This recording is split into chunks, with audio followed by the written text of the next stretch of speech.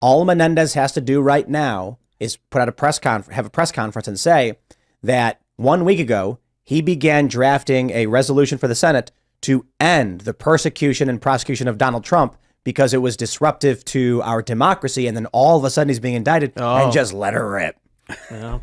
Interesting. Because look, the Democrats are in the seat of power. Yeah. What could he say right now in favor of Democrats that would get Democrats? Nothing.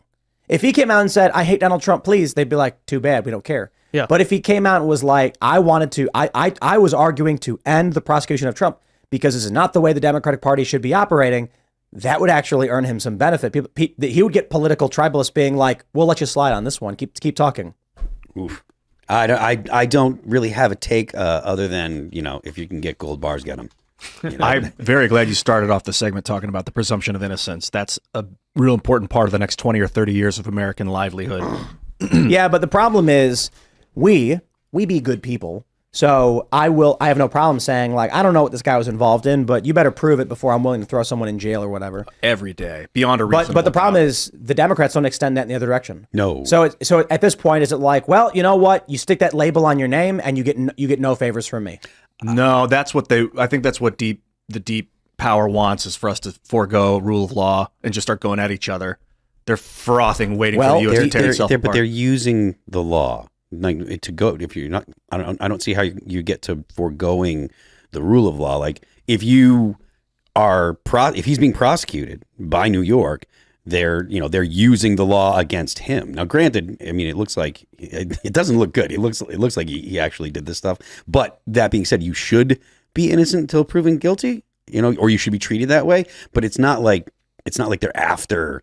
Like, it's not like there's an attempt to get around the law or circumvent the law, except for on his case. I don't see that it's a right-left thing is what I'm getting to. Here's the thing is that I don't even want to use the term Democrats. I think it's more so there's a lot of people in the Uniparty who have gotten away with genuine, legitimate crimes that, no one ever indicted, no one ever tried to even investigate. So I do think to some degree, considering what they're doing to Trump and, a lot of people on our side for very frivolous reasons very often, I do think in the future, if we ever want to kind of balance out the playing field, I do think you're going to have to, at some point, try to hold the other side, or the Uniparty, I should say, really more so accountable for the things that they're just straight up getting away with that are real crimes. So I'm not saying to obviously fabricate crimes or try to, just go after people to go after them, but I think you've seen them turn a blind eye to a lot of establishment politicians over the years, and I think to balance out the situation now, I think,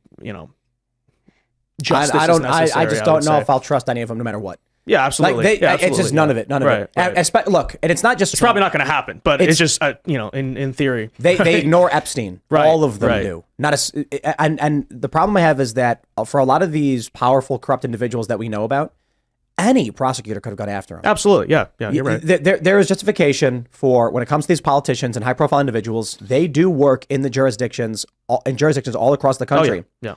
There are grounds for it. That's why New York is going after Trump. They'll find a way, but Republicans don't do anything. I was thinking last night, like if you tear open an evil system and you rip back the curtain and show everyone how evil it is, you're providing a threat for the system's stability. Even if it's evil, if you expose it, it can disrupt and then the system could fall apart. So what'll happen is people will try and just show you a little bit of it at a time, but that's like poking a needle into a balloon and trying to stop it from popping, trying to hold it tight. And it's like once evil gets exposed a little, the rest of it just comes pouring out. And like trying to suppress people's awareness of it is almost doing more damage to the system than just letting it, it's building up. Yeah, that's what it feels like. There is a pustule full of pus on the United States that they just keep slapping Band-Aids over, and it just keeps getting bigger and worse. Yeah. And when this thing pops, it's going to suck. But man, you can't just keep thinking like, this is what they do in terms of the economy.